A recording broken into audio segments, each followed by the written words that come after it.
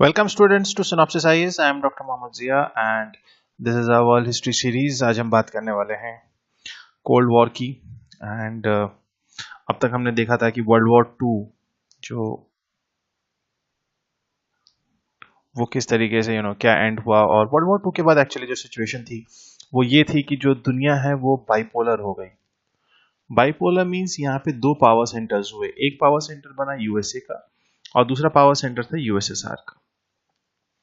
Now USA जो था वो कहीं ना कहीं कैपिटलिज्म को रिप्रेजेंट कर रहा था, यूएसएसआर जो है वो कम्युनिज्म को रिप्रेजेंट कर रहा था या उस आइडियोलॉजी पे फोकस कर रहे थे। और कैसे इन दोनों के बीच जो हॉस्टाइल सिचुएशन रही उसने लगभग 40+ ईयर्स जो है दुनिया को इस कंडीशन में डाला रहा कि कभी ना कभी भी जो है वर्ल्ड वॉर 3 या कभी भी जो है वॉर हो सकता है। So this is the whole story that we are going to see today. So this is going to be a history of around 40 years. 4-4.5 decades की ये कहानी होने वाली है. So it's going to be a bit long than the usual ones. So sit back, relax and just listen to the story because this Cold War is important as far as if you have to understand the world today.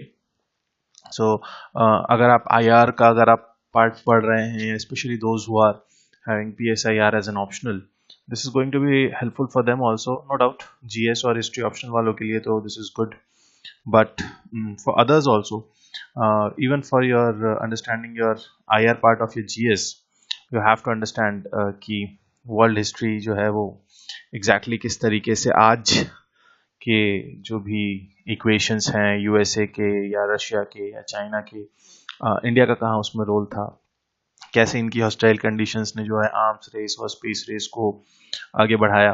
So these are the various things that we are going to study. So let us begin that. And before that, जिन लोगों ने those who are listening me for the very first time, this is about myself, my academics and my work experience. Now let us begin. So before understanding कि world war cold war में हुआ क्या, not world war, हमें ये देखना होगा कि world war 2 के टाइम पे यूएस और यूएसएसआर कर क्या रहे थे. अगर आपको ध्यान हो कि वर्ल्ड जो है वर्ल्ड वॉर 2 के दौरान allied power and axis powers में बटा हुआ था. ठीक है. So allied powers and this axis powers, allied powers were like UK, France, USA. Later on इसमें रशिया आता है, लेकिन एक्सेस पावर जो थे it was Germany, Italy and Japan. So why USSR was not there initially? Because if you remember last video में हमने देखा था कि किस तरीके से स्टालिन और हिटलर के बीच एक डील होती है 1939 में, जिसको हमने कहा था नॉन एग्रेशन पैक्ट.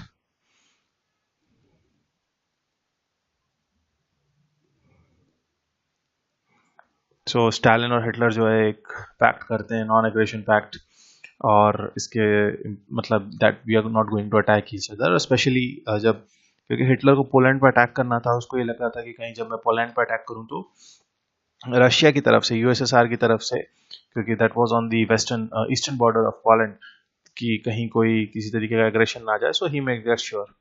बट 1941 में Hitler himself broke the deal, और 1941 में Hitler attacks USSR. And as soon as this happens, Stalin जो है वो अपना साइड चेंज करते हैं और वो यूएसए के साथ आके अलाइज का पार्ट बच जाते हैं. So this was the condition. और जब वर्ल्ड वॉर 2 खत्म होता है and before the end of the world war 2, Stalin, Churchill and Roosevelt, so Stalin as in our USSR, Winston Churchill, UK, and Franklin D. Roosevelt, USA. So ये जो लोग हैं ये मिलते हैं याल्टा में 1945 में, कि वर्ल्ड वॉर 2 के बाद जो है वो कंडीशन क्या होगी. सो ये फोटो है, ये चर्चिल है, रूजवेल्ट है, स्टालिन है, और ये भी याल्टा मिलते हैं और ये कुछ पॉइंट्स पे एग्री करते हैं. पहला था the establishment of United Nations. So ये जो लीग ऑफ नेशंस जो था वो हमारा फेल हो चुका था यहाँ world war you know one के वर्ल्ड वॉर टू की शुरुआत में ही ये मान लिया गया था, और अदर उससे पहले ही जब वो डिसआर्मामेंट कॉन्फ्रेंस होती है और वहां पे हिटलर जो है, जर्मनी जो है वो कहती है कि no we are not going to be part of this, और वहां रियलाइज हो जाता है कि this league of nation is useless. So पहली चीज जो डिसाइड होती है इस कॉन्फ्रेंस में, that there will be establishment of United Nations. Then this was a very big thing कि division of Germany into 4 zones. Germany को जो है वो 4 हिस्सों में डिवाइड कर दिया जाएगा। एक हिस्सा रहेगा यूएसएसआर के पास, एक यूएसए के पास, एक यूके के पास, एक फ्रांस के पास। ठीक है, ये बिल्कुल डिसाइड कर दिया जाता है कि ये जर्मनी को जो है बिल्कुल यूनाइट नहीं करना है, और जर्मनी को जो है 4 हिस्सों में इसे बांट दिया जाएगा। Free elections allowed in the states of eastern Europe. तो ईस्टर्न यूरोप की जो स्टेट्स थे, चाहे वो चेकोस्लोवाकिया हो, यूगोस्लाविया हो, जो भी ईस्टर्न स्टेट्स थे बेसिकली जो जर्मनी से अलग होके बने थे, वहां पे कहीं ना कहीं एक चीज ये देखी गई थी कि कम्युनिस्ट गवर्नमेंट थी, तो दिस वाज कि वहां पे हम एक फ्री फेयर इलेक्शंस कंडक्ट कराएं।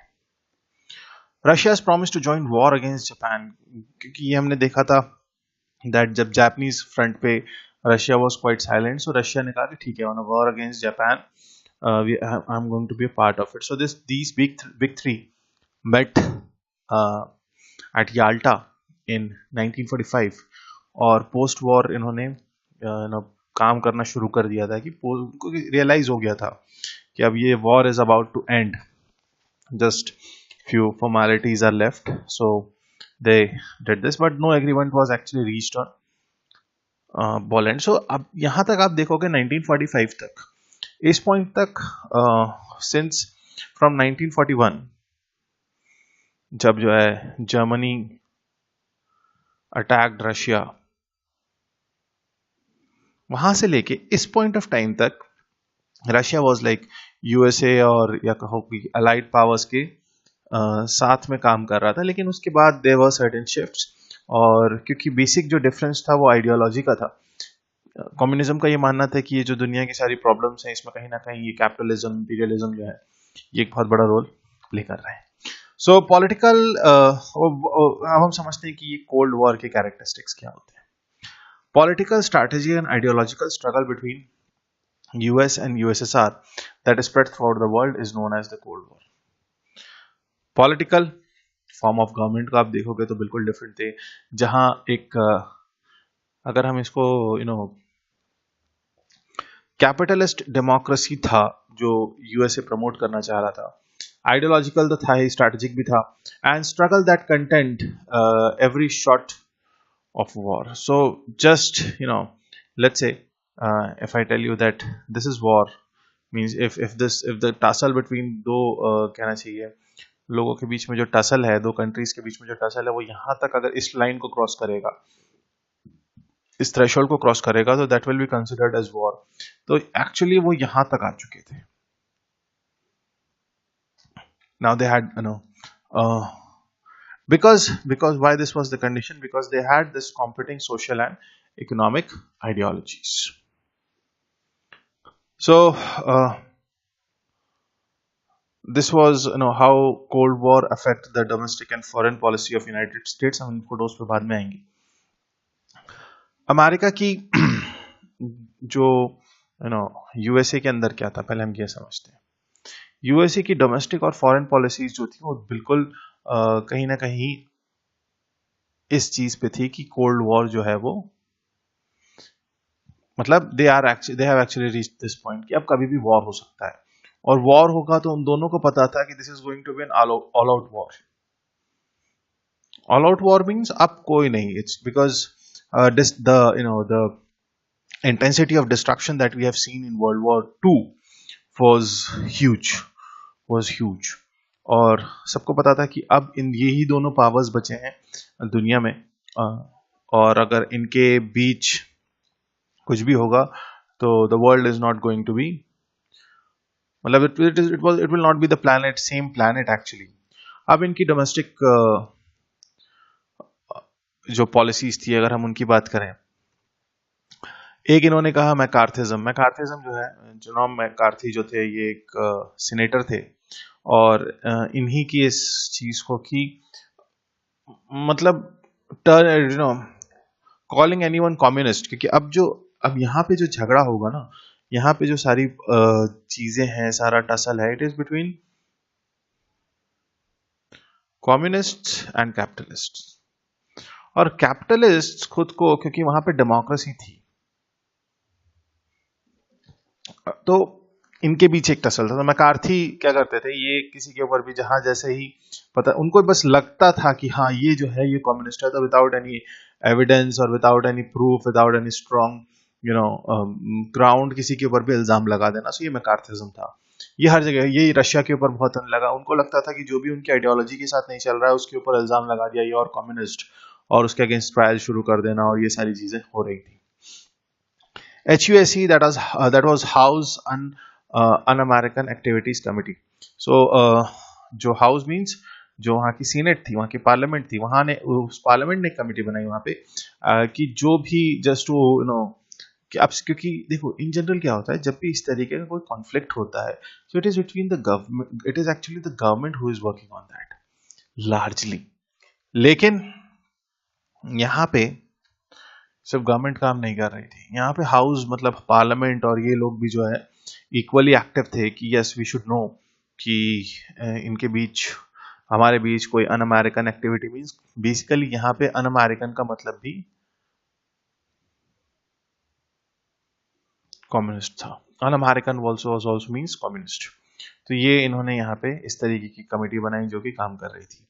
लॉयल्टी ओथ, हर किसी को एक मतलब आज भी अमेरिका में ये लॉयल्टी ओथ का कंसेप्ट है, और चाहे वो गवर्नमेंट ऑफिसर हो, चाहे वो किसी भी तरीके का मतलब ऑफिस होल्डर हो, सिटीजन हो, अगर ये लॉयल्टी ओथ आती है तो उसके अंदर उस लॉयल्टी ओथ में एक सर्टेन ऑर्गेनाइजेशंस मेंशन होते हैं, और ये जो लॉयल्टी ओथ के हिसाब से आप कभी भी जब आप ये लॉयल्टी ओथ ले लेते हैं तो आप कभी भी उस मतलब ऑर्गेनाइजेशन के, और आप कभी भी उस सिस्टम का, जो भी आप उसमें ऑर्गेनाइजेशन से हैं या पॉलिटिकल पार्टी का भी उसका हिस्सा नहीं बन सकते। तो ये ट्रूमैन के टाइम पे, ट्रूमैन प्रेसिडेंट थे उस टाइम पे, बहुत ज्यादा ये फेमस हुआ लॉयल्टी ओथ, और ये पूरे 4 डिकेड्स में ये सारी चीजें थी। Then blacklist and bomb shelters, that's why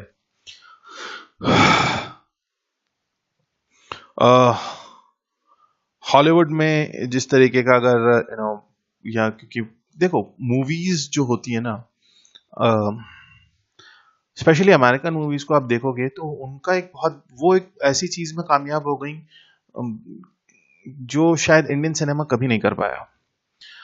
American cinema को आप देखोगे ना तो आपको एक चीज रियलाइज होगी, वो साइंटिफिक बातें करते हैं, नासा की बात करेंगे, CIA की बात करेंगे, and that all sci-fi film, Star Wars, ऐसी चीजें। Actually they were able to sell that American dream throughout the world. वो अपने सिनेमा के जरिए जो, क्योंकि हर जगह पहुंचा, और उसमें उनके सिनेमा में गवर्नमेंट का बहुत बड़ा रोल था। एंड उस टाइम पे जिस तरीके से, और ये आज भी करते हैं, वो अमेरिकन, बेसिकली उनका जो सिनेमा होता है ना, वो अमेरिकन ड्रीम को सेल आउट कर रहा होता है, कि हर किसी की ख्वाहिश होती है कि हाँ मैं, मतलब उसको देखने के बाद एटलीस्ट एक बार थॉट आता है कि at least I should go there, and मतलब सम हाउ यू शुड, कि वो न्यूयॉर्क और वॉशिंगटन और ये और वो, so they have actually sold through their cinema, and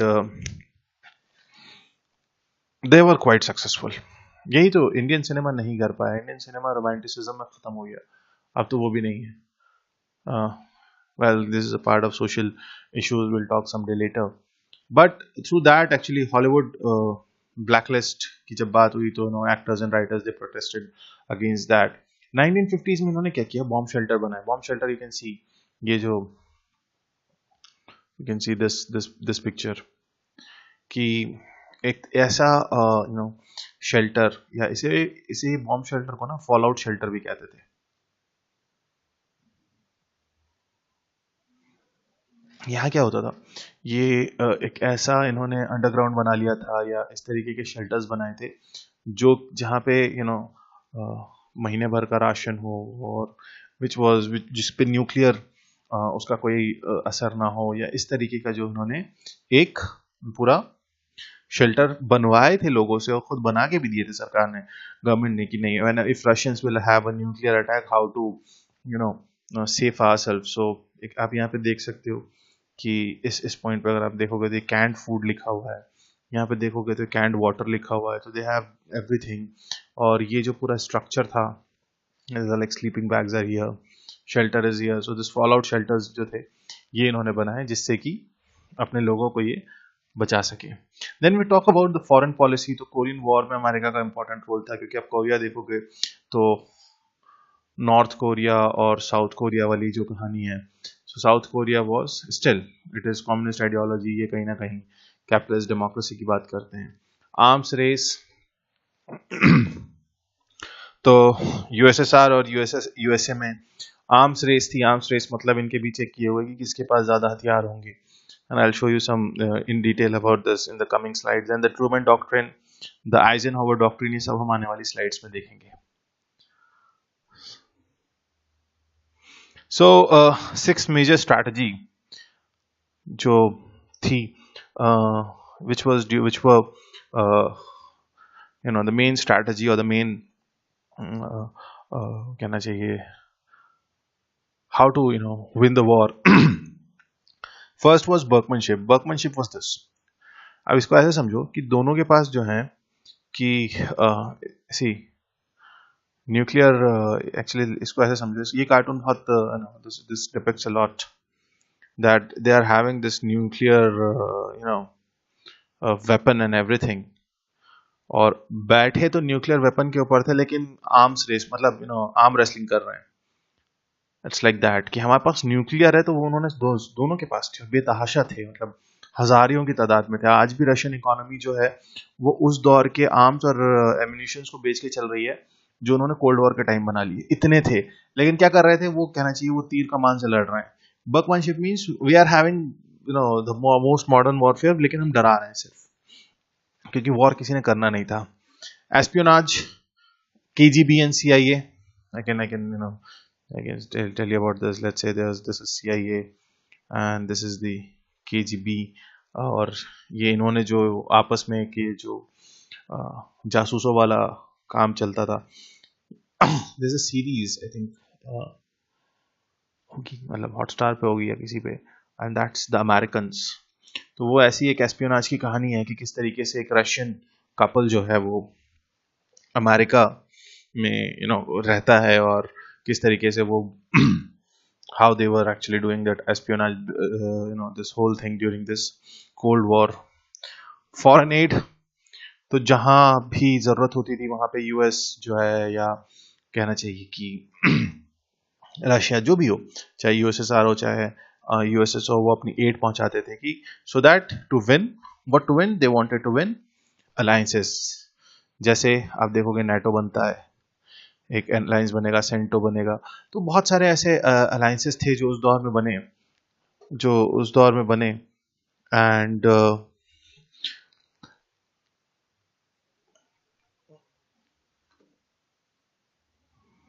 they were like, पूरी दुनिया को इन्होंने डिवाइड करने की कोशिश की, और कहीं ना कहीं इसी अलायंसेस का इम्पैक्ट था कि नैम जो है वो एग्जिस्टेंस में आया, non aligned movement. Propaganda, the communist propaganda और द कैपिटलिस्ट प्रोपेगेंडा दोनों एक दूसरे के अगेंस्ट चला रहे थे, एंड दैट वाज क्वाइट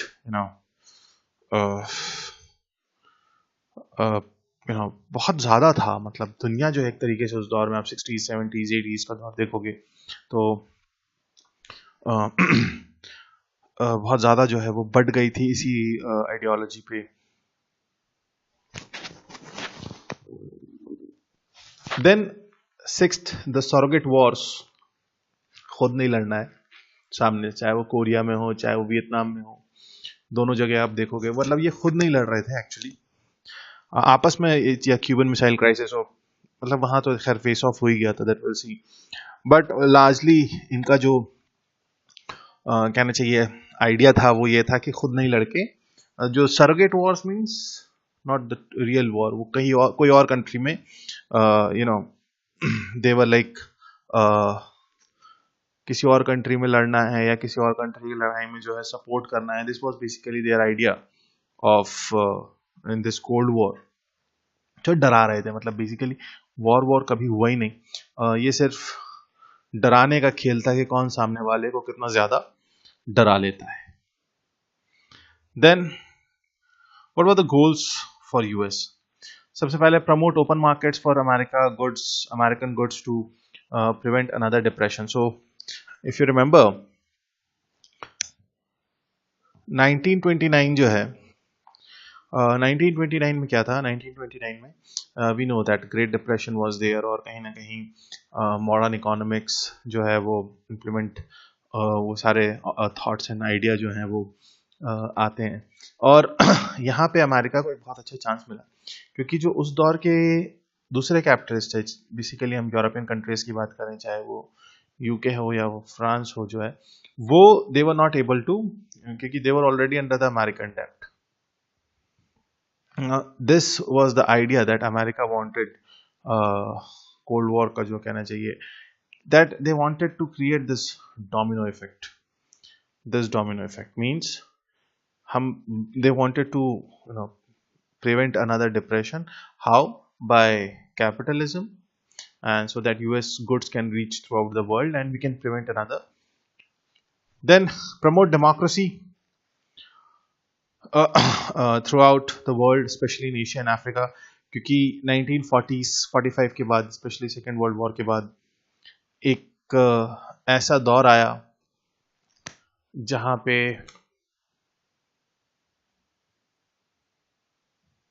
जो अफ्रीकन और एशियन कंट्रीज थी वहां पे डीकोलोनाइजेशन शुरू होता है, और नई सरकारें बनना, नए देश आज़ाद होने लगे. एक आप देखोगे 1945 स्पेशली सेकेंड वर्ल्ड वॉर के बाद जो है यूनाइटेड नेशंस के, क्योंकि यूनाइटेड नेशन के चार्टर में decolonization of the world was one of the clause, one of the condition. So ये बहुत ज़्यादा, और इन नई कंट्रीज में America actually wanted to make sure कि यहाँ पे डेमोक्रेसी हो, यहाँ पे कम्युनिस्ट आइडियोलॉजी किसी तरीके से प्रिवेल ना करे. And they were largely they were successful in promoting this democratic idea.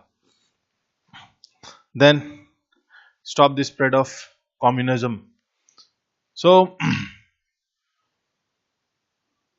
this was just a second, I'll make this completely available. Yes.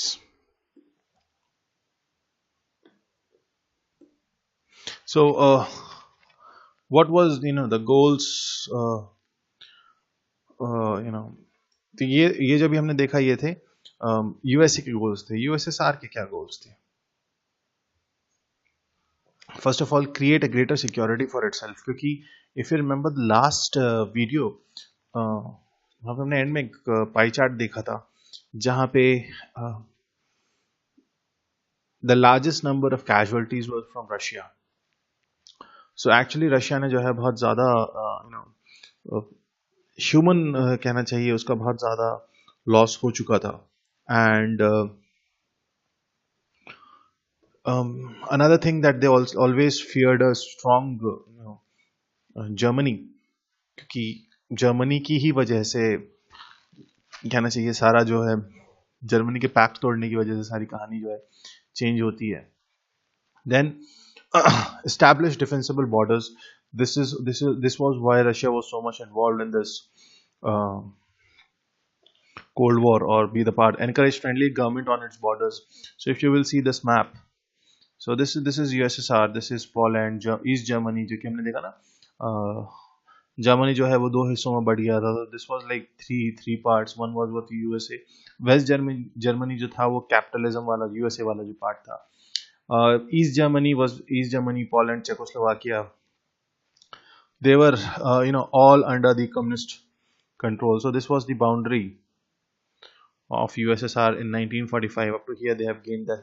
This was before 1945, and this territory they have gained. So Poland was here, Czechoslovakia, Hungary, Austria नहीं था communism के impact में. Yugoslavia का impact ये था कि it was communist, but it was not the countries under the communist control. And what Winston Churchill called this red line as the Iron Curtain. Now what was this? Spread of communism was another. जो हमने जब हम Soviet union के बारे में पढ़ रहे थे, इमर्जेंस ऑफ सोवियत यूनियन, उस वीडियो में हमने देखा कि किस तरीके से जो कॉमन फॉर्म था वो पूरी दुनिया में कम्युनिज्म को स्प्रेड करना, ये इनकी आइडियोलॉजी थी। और you know from if I read out this whole paragraph, जो विंस्टन चर्चिल ने कहा, that from Stettin in the Baltic to the Trieste in the Adriatic, and Iron Curtain has descended across the continent. Behind that line means behind this line. So यहाँ से लेके Adriatic Sea तक वो कह रहे थे there's an Iron Curtain.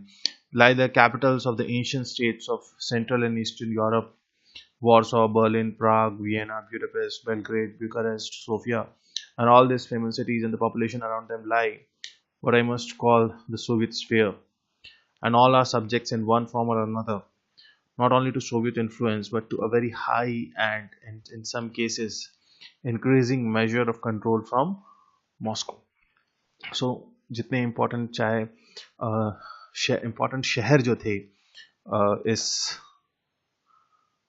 पूरे Europe की, एंशिएंट यूरोप की हिस्ट्री में आप देखोगे, बर्लिन, प्राग, वियना का, बेलग्रेड का या वॉर्सो का बहुत मतलब मेजर रोल था, और काफ़ी कुछ इनकी हिस्ट्री रही है.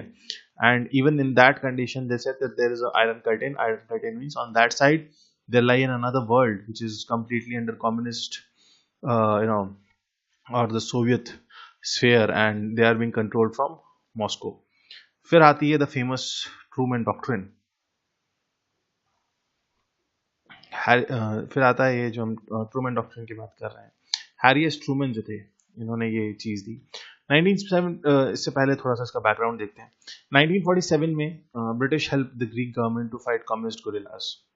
सो ग्रीस में जो है कम्युनिज्म को रोकने के लिए ये कम्युनिस्ट गुरिल्ला जो मतलब British help was there.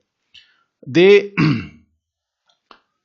appealed America for aid, and the response was Truman Doctrine. America promised that it would support free countries to help fight communism. उन्होंने कहा कि ठीक है.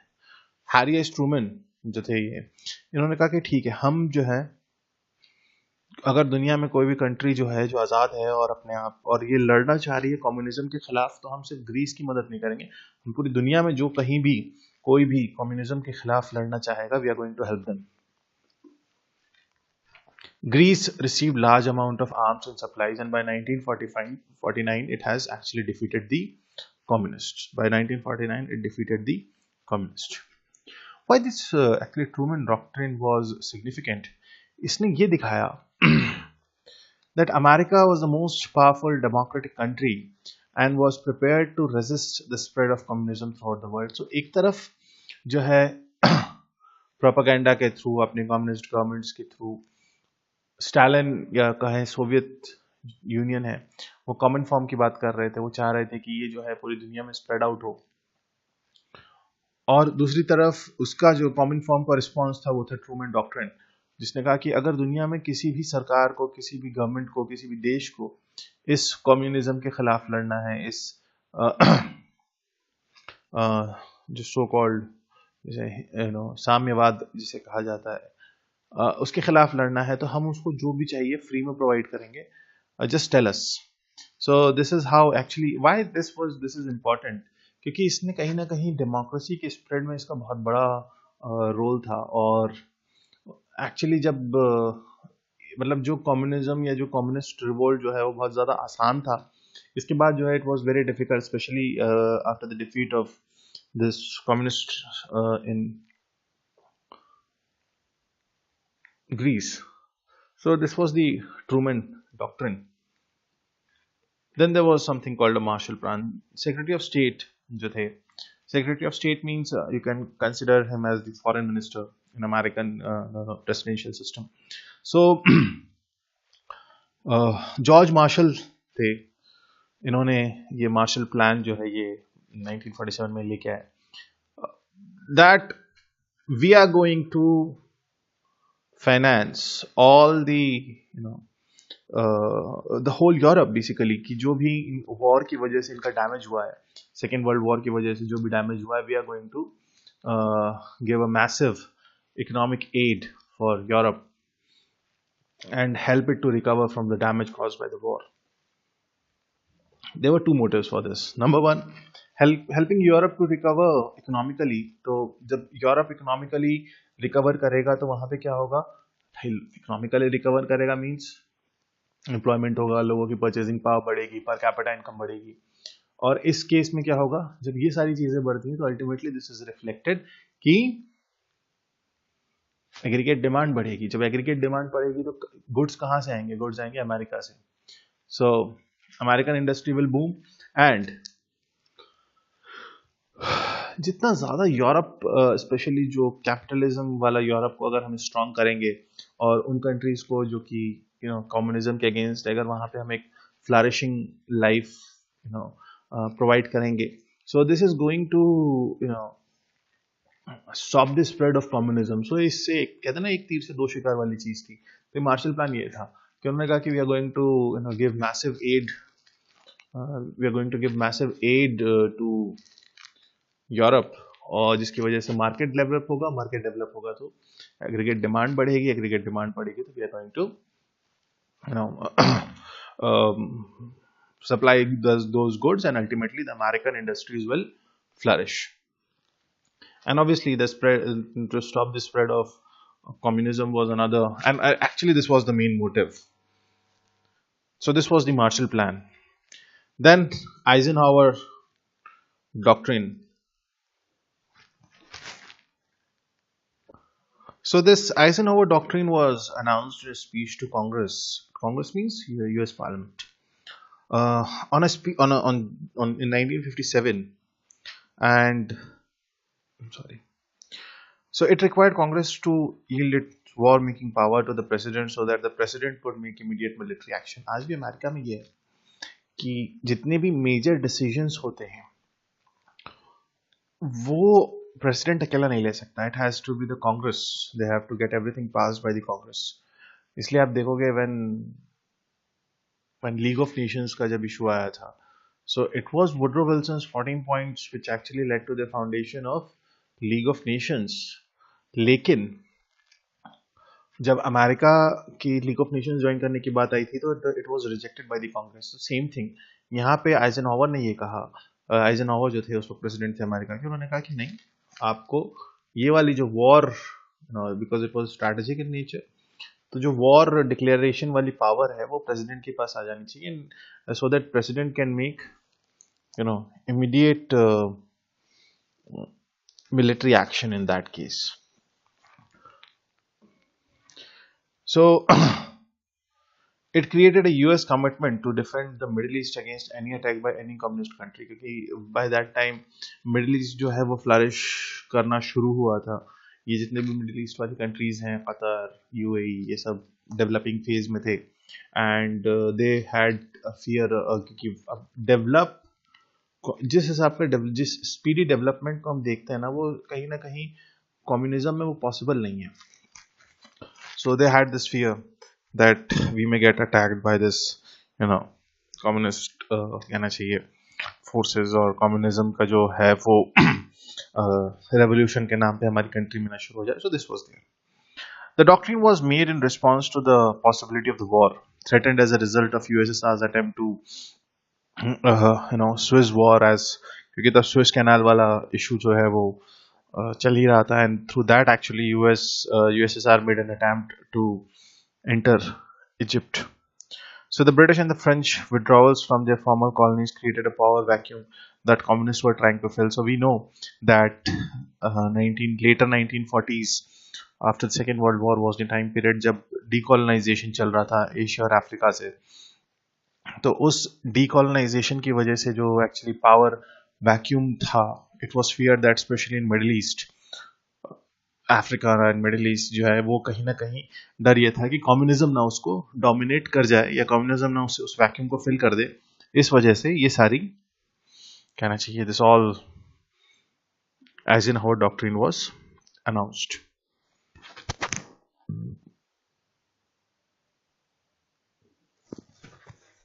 Then the Berlin Crisis,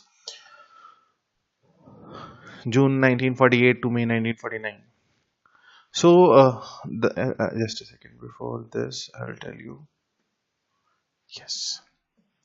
So in 1948, what happened? Three Western control zones of Germany united.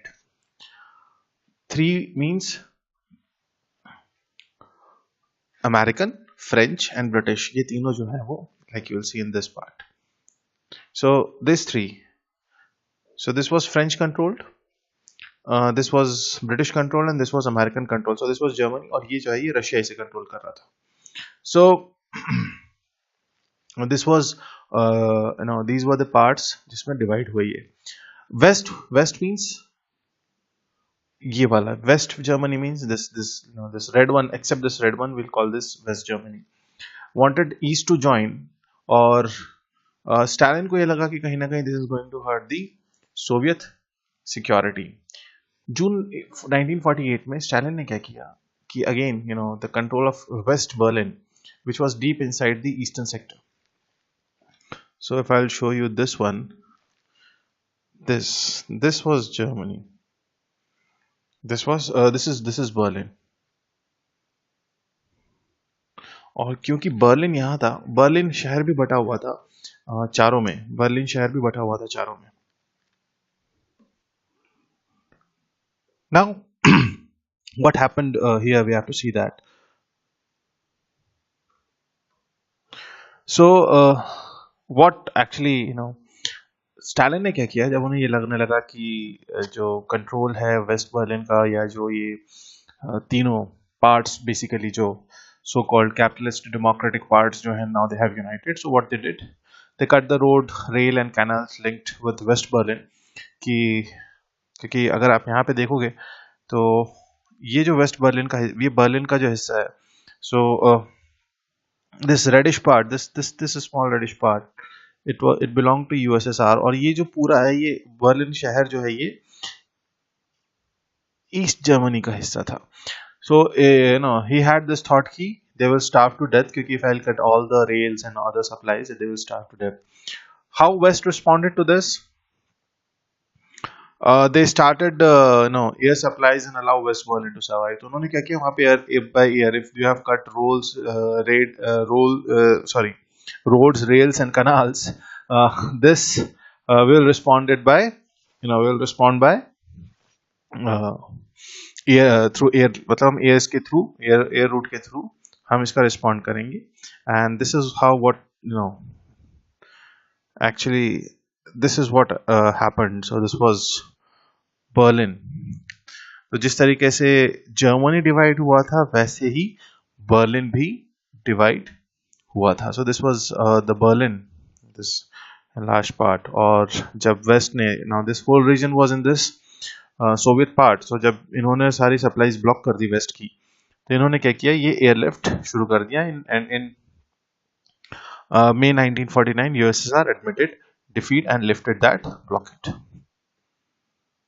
Now NATO 1949 में क्या हुआ, ये जितने Western nations थे, they formed North Atlantic Treaty Organization to coordinate their defense against USSR. So it originally consisted of Armenia, Belgium, Britain, Canada, Denmark, France, Holland, Italy, Luxembourg, Norway, Portugal. Or since then, especially जब Soviet union का fall होगा 1991 में, when Soviet Union will be disintegrated, हम देखेंगे कई ऐसे former Soviet republics हैं जो नेटो के लिए अप्लाई करेंगे. और आज भी ये बड़ा मेजर मिलिट्री कहना चाहिए ब्लॉक है. तो आप यूएसए को देख लीजिए, Canada is there, Britain is there, France is there. So all those North Atlantic Treaty Organization, Italy, Portugal.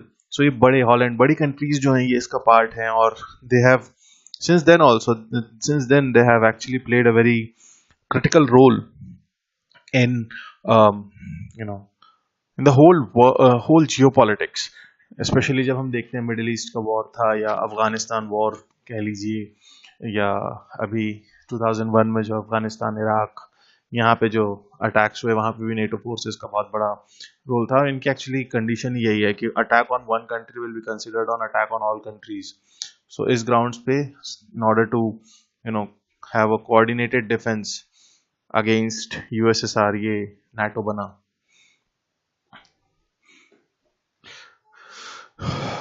सो जब नाटो का रिस्पांस क्या था? नाटो का रिस्पांस था वॉर्सो पैक्ट। वॉर्सो पैक्ट क्या था? Organisation of the communist states in central and eastern Europe. 1955 में ये वॉर्सो पोलैंड में ट्रीटी साइन होती है, and it was so no doubt USSR, east Germany तो थे ही, उसके अलावा Romania, Poland, Hungary, Czechoslovakia, Bulgaria, Albania, ये कंट्रीज भी इसका हिस्सा थी। तो ये वॉर्सो पैक्ट जो था वो नेटो का रिस्पांस था। Now I have told you about McCarthy, जो मैकार्थी की हमने बात की। So he was a Republican senator from Wisconsin, और ये बड़ा इन्होंने एक एंटी कम्युनिस्ट ड्राइव जो है 1950s में इन्होंने चलाया, और ही गेव अ स्पीच, और इन्होंने कहा कि he has a list which is having this,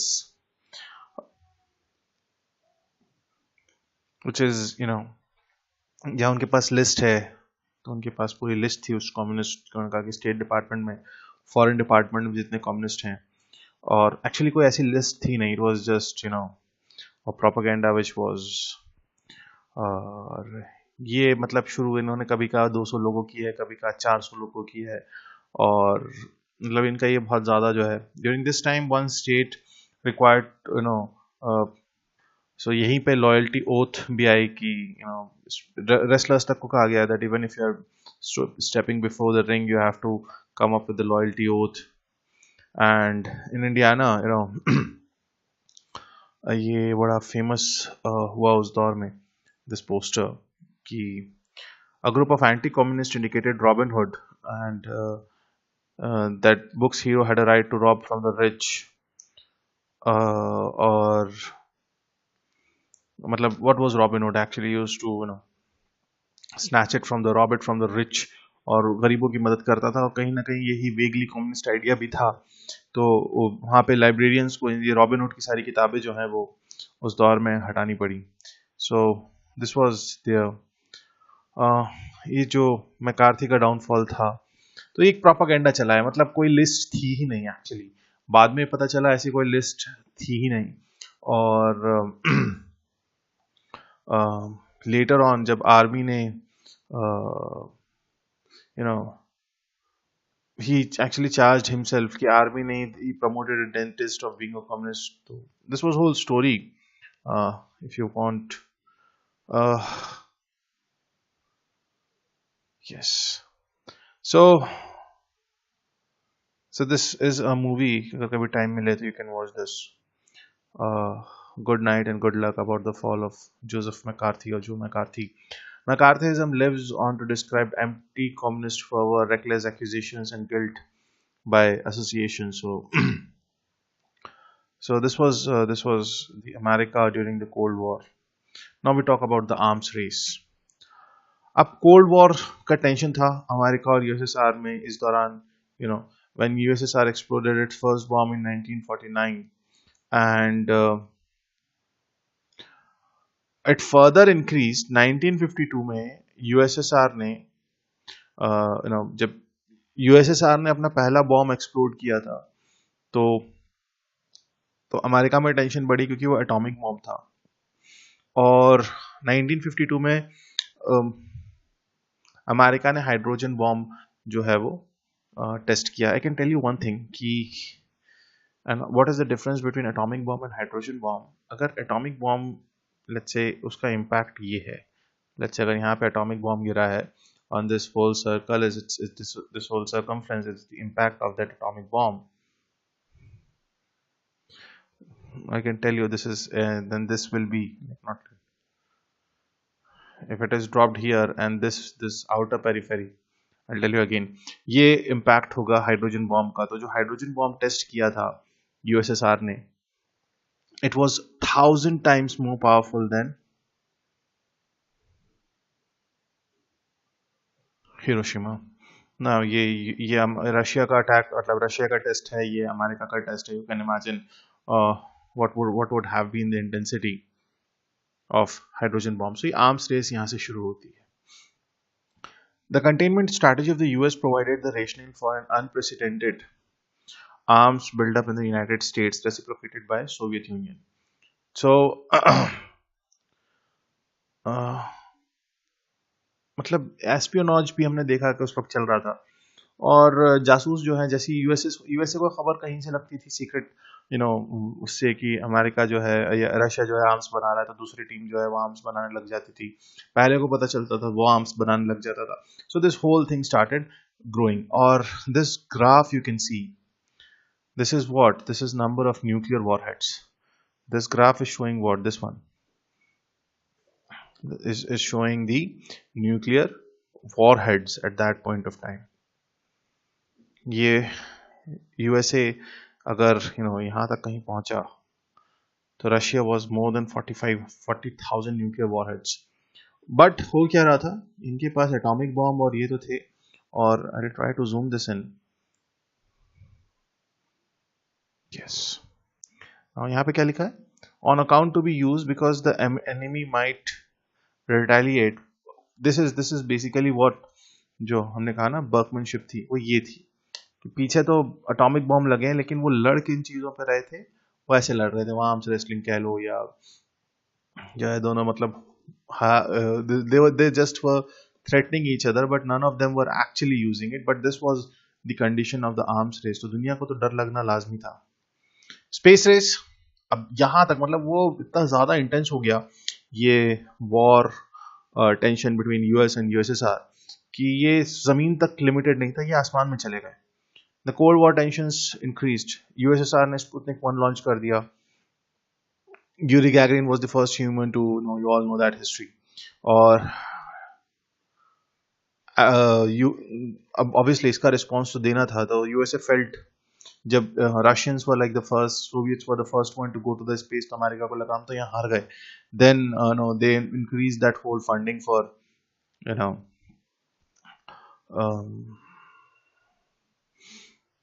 research and development and this space programme, science education.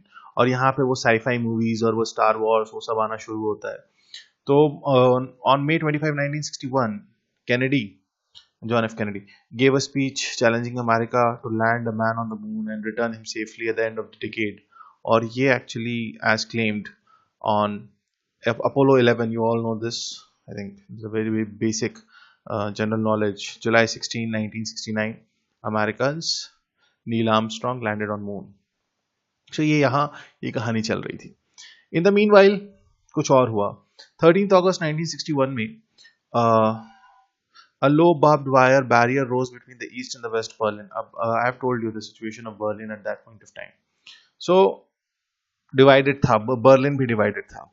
Within days, workers cemented concrete blocks into a low wall dividing the neighborhoods, families and workers and employees in free from.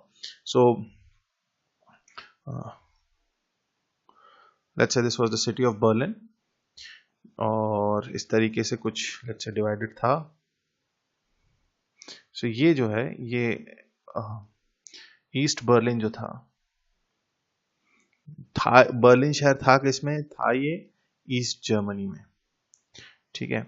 अब ये let's say this was UK, this was France and this is USA. तो इन्होंने क्या किया यहाँ पे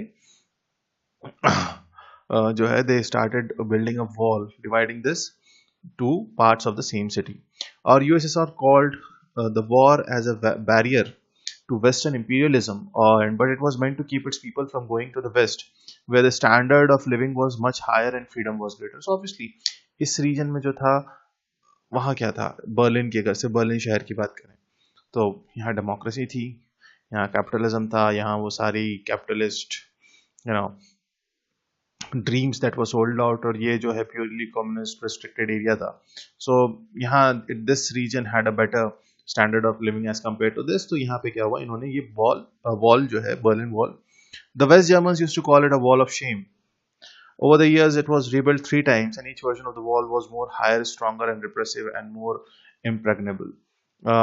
Towers and guards with machine guns and dogs stood. So, बिल्कुल एक तरीके से पूरे बर्लिन शहर को इस बर्लिन वॉल से डिवाइड कर दिया गया इस तरीके से. So, ये एक मतलब ये भी एक कहना चाहिए एक इम्पैक्ट, एक मेजर इवेंट था बर्लिन वॉल बनाना। बर्लिन वॉल गिरना दूसरा, लेकिन बनना वाज समथिंग डिफरेंट। और बर्लिन वॉल के गिरने की 70 साल, sorry, it is now the time has come that I think 30 years of this is there, so just take care of this. अब एक और इवेंट, अब ये Cuban I'm sorry, Cuban missile crisis 1962 का। अब यहाँ तो इट वाज लाइक अब वॉर हो जाएगा। हुआ क्या, क्यूबा गॉट इन्वॉल्व क्योंकि सोवियत यूनियन, क्योंकि क्यूबा, फिडेल कैस्ट्रो जो थे वो कम्युनिस्ट आइडियोलॉजी के थे, एंड 1961 में यूएसए ने बे ऑफ पिग इन्वेजन किया कि फिडेल कैस्ट्रो को जो है हटाना है, who was backed by Soviet Union, but operation failed. जैसे ही ये ऑपरेशन फेल हुआ, फिडेल कैस्ट्रो जो है then he appealed the Soviet Union for military help. तो उन्होंने बोला मिलिट्री की क्या जरूरत है, हम पूरा मिसाइल अपना, सोवियत यूनियन ने क्या किया, सिर्फ मिलिट्री छोड़ दो, उन्होंने पूरा अपना मिसाइल जो है वो क्यूबा में, हवाना के आसपास, और ये मतलब स्टेशन कर दिया। Nuclear missile launchers in Cuba aimed at USA. अब आप ये सोचो कि अभी तक तो कहानी दूर से चल रही थी, ये क्या था क्यूबा में यहाँ पे, and you can see from here they can actually reach up to here. This was their intensity. But सारे जो उनके आईसीबीएम को अगर हटा दें तो सारी मेजर जो सिटीज थी वो यूएस सोवियत टारगेट में आ गई। एंड इट वॉज लाइक, अब मतलब this was the condition. So if I can tell you, right, this is Florida, this is, if I'm not wrong, this is the Miami Beach, this is the state of Florida, and this is where all those missiles they were placed. तो medium range ballistic missiles थी, IRBM थी, तो सारी जो है इन्होंने पूरे Cuba में स्टेशन कर दी, and this was how Soviet military was built up in Cuba. So the crisis began in when that Soviet missiles are under construction in Cuba. After 7 days of intense debate within the White House, John F. Kennedy, he actually imposed a blockade around Cuba to stop the arrival of more Soviet missiles. October 22, Kennedy announced कि discovery of the missiles in Cuba and his decision to blockade on Cuba, that any attack launched from Cuba would be regarded as an attack on USA by USSR. उन्होंने कहा कि ठीक है, अगर ऐसा कुछ होगा तो अगर क्यूबा की तरफ से कोई भी अटैक होता है यूएसए के ऊपर, तो हम उसे क्यूबा का अटैक नहीं मानेंगे, हम उसे सोवियत अटैक मानेंगे। अक्टूबर 27, जब एक यूएसए स्पाई प्लेन जो है, it was shot down over Cuba. 28 अक्टूबर को दैट जो सोवियत प्रेसिडेंट थे ख्रुश्चोव, उन्होंने कहा कि नहीं, we are going to dismantle the installations and remove the missiles that और ये हम इसलिए कर रहे हैं because we believe कि USA will not attack, will not invade Cuba. So further negotiations were held, and this is all things got settled down. लेकिन this is the 13 days, इसीलिए यहाँ से ये this is the, ये देखो movies में उन्होंने इस अमेरिकन ड्रीम को सेल आउट किया कि हम, मतलब उन्होंने अपनी हर चीज को, डिप्लोमेसी को पोर्ट्रे किया है। इंडिया नहीं कर पाया, इंडियन सिनेमा कुछ और ही कर पाया। I have again and again said कि Indian cinema is nothing but a puppet show, क्योंकि हमारे अनफॉर्चुनेटली मतलब वहाँ अगर आप अमेरिकन सिस्टम में देखोगे तो इन तरीके, चाहे स्टार वॉर्स को आप देखोगे, चाहे आप इस तरीके की मूवीज देखोगे, 13 डेज थी या और भी दूसरी जो हमने मेंशन की, they actually like Zero Dark 30 was there, how that whole operation on Osama bin Laden it was carried out. So they have actually imposed and shown their greatness to their cinema, and this is what we as a country can never do. I think, मतलब I can't say never do, but at least हमने अभी तक ऐसा कुछ भी नहीं किया है कि हम जो है इस तरीके का सिनेमा, एक्चुअली वहाँ नासा जो है फॉर एग्जाम्पल अगर मूवीज में नासा को दिखाना है तो वो उनको प्रमोट करते हैं, वो बोलते हैं ठीक है आप आओ हमारे R&D सेंटर में आओ, आप देखो, आप यहाँ पे शूट करो, नो प्रॉब्लम। हमारे यहाँ तो so their government is supporting such kind of propaganda even today. Then the biggest mistake of America, the Vietnam War. So the US intervened in the Vietnam War crisis 1965 में। तो America ने जो है troops भेजी। क्योंकि वहां पे war जो है अगेन साउथ वियतनाम और नॉर्थ वियतनाम के बीच चल रहा था। Where South Vietnam was like against communism, North Vietnam was, so ये हनोई जो है ये था South Vietnam. You can see here this 17-degree parallel. So the war proved very costly for the US, where they have lost 58,000 men 1975 में। The Vietnam War ended with the victory of the communist forces. तो ये एक बहुत बड़ा, Americans पे आप कभी debate करोगे ना, they will never ever talk about Vietnam War. Never ever they will talk about the Vietnam War. फिर Afghan invasion. This is the tension between US and Soviet Union were abating in the 70s. Afghanistan was reversed this trend. Soviet army invaded Afghanistan to help the communist government there to fight the Islamic insurgent called Mujahideen. अब वहां पे अफगानिस्तान में आप 70s का जो अफगानिस्तान है वो देखोगे, वो मॉडर्न था और मतलब वहां कुछ ऐसा रिस्ट्रिक्शंस नहीं थे and there was a communist government. और इस कम्युनिस्ट गवर्नमेंट्स के अगेंस्ट मुजाहिदीन जो हैं वो प्रोटेस्ट चला रहे थे, वो एक तरीके से मूवमेंट चला रहे थे। रशिया या सोवियत यूनियन ने क्या किया, इनकी हेल्प की कि ठीक है we are sending army, and USA responded by supporting the मुजाहिदीन। अब यहाँ एक बड़ा मतलब यहीं से जो है 21st सेंचुरी की कहानी लिखना शुरू होगी और हमारी एक बहुत बड़ी प्रॉब्लम का रूट कॉज यहाँ पे बैठा हुआ है। सो और इस तो यूएसएसआर ने अगर कम्युनिस्ट गवर्नमेंट को सपोर्ट किया तो यूएसए ने क्या किया, मुजाहिदीन को सपोर्ट किया और तालिबान निकल के आता है। पाकिस्तान के थ्रू ये तालिबान को, ये मुजाहिदीन को जो है फंडिंग कर रहे थे। ये पूरी कहानी जो है 10 साल से ज्यादा चलती है। War ended in 1989 when Soviet troops withdraw from there. वो नहीं सरवाइव कर पाए और अफगानिस्तान में तालिबान का राज हो गया। Now look at this map, this is Afghanistan, this is Pakistan, ये हाँ हम बैठे हुए हैं, ये हम हैं, ये हमारा इंटीग्रल पार्ट कश्मीर। हुआ क्या, हुआ ये कि ये 70s में से लेके 89 तक जो है लेट्स से ये अफगानिस्तान में this was all USSR, this was all USSR. ये तो तुर्कमेनिस्तान, उज्बेकिस्तान, ताजिकिस्तान ये बाद में बनता है। ये जो है ये अमेरिका सॉरी यहाँ से फोर्सेस आते हैं। अमेरिका यहाँ पे क्या करता है, पाकिस्तान की हेल्प से ये तालिबान क्रिएट करता है। This was like this whole this shaded region is let's say the Taliban controlled area, ठीक है, this whole region. So what happened here, so this Taliban was strong. 89 में ये सरकार खत्म हो जाती है अफगानिस्तान में, तालिबान जो है वो अपनी सरकार और सारी चीजें, all that whole story started. अब यहाँ जो मुजाहिदीन बन गए, उन्होंने कहा कि सर अब हम क्या करें, क्योंकि आपने तो हमें रॉकेट लॉन्चर चलाना सिखा दिया, बॉम्ब फेंकना सिखा दिया, सारी चीजें सिखा दी, what we will do now. They say okay go here and you will see that there is a increased militancy in Kashmir after 1989.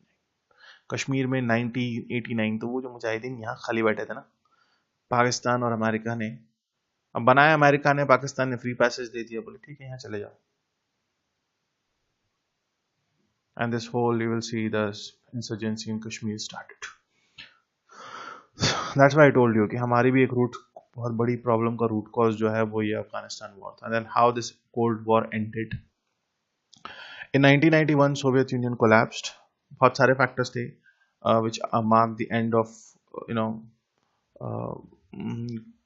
Cold War, and as one of the superpower weakened, the world became bipolar. So they were like Mikhail Gorbachev जो थे वो, Mikhail Gorbachev he became the leader of USSR in 1985, or he initiated capital reforms known as the perestroika and the glasnost. और 1989 में Berlin wall जो है 30 years इस चीज़ के हो चुके हैं। बर्लिन वॉल जो है वो टूट जाती है। 1991 में सोवियत यूनियन डिसबैंडेड हो जाता है। New countries Russia and other emerge as the independent nations and most of the eastern European countries have popular uprising against the communist government.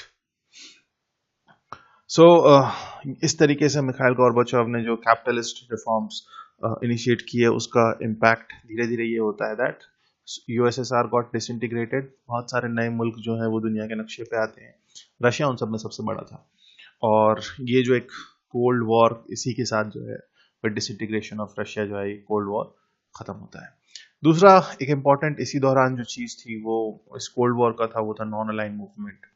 और ये इम्पॉर्टेंट लीडर्स जो थे पंडित नेहरू, सुकार्नो, इजिप्ट के general Nasser, Yugoslavia के president Tito, इन लोगों ने क्या किया, they opposed military. They said that हम कहीं नहीं जा रहे, हम ना ये कम्युनिस्ट, हम ना ये नेटो में है, ना हम ये वार्सो पैक्ट में है।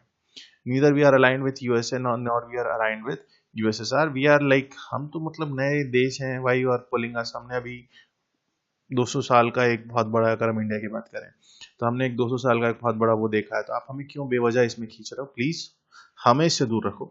And they decided to not to join any of the blocks, and this was a very important event here. Now this end of the Cold War marked the victory of the US and the bipolar world order turned into a unipolar. तो वो जो मैंने starting में बताया कि bipolar था वो unipolar हो गया। अगर आज की प्रेजेंट स्टेटस का है तो ओवर द लास्ट 10 years और इवन लास्ट 2 decades, हम 2020 की भी अगर पूरा 21st सेंचुरी की बात करें, so the position of the USA as the world's most powerful state जो है वो धीरे धीरे कम हुई है। American invasions of Iraq, Afghanistan and Iraq, non traditional security threat, global economic threats की बात आ रही है, इकोनॉमिक इंस्टेबिलिटी की आ रही है। उससे बड़ी चीज़ ये है कि powers like Japan, Australia, India, Canada, India, China, Germany जो है, ऐसी पावर्स जो हैं, इकोनॉमिक पावर्स जो हैं, दे आर इमर्जिंग। एंड इसलिए मैं in the very beginning I told you the world now looks more multipolar, and there is a decline of west and the rise of the rest. This is how we can say this. So this was the present condition जो है अभी, तो world is now multipolar. This is it. This was a long, yes, this was a very long one. Not, I would have completed it in 2 parts, but I think continuity may, it could have a better understanding. So this is it in this part of the world history. A few things are left. We'll talk about Israel-Palestine conflict. We'll talk about the Arab Spring, Middle East crisis and Arab Spring in the coming lectures, and that will be it for your world history. So have a great time, stay safe, stay healthy. Thank you so much.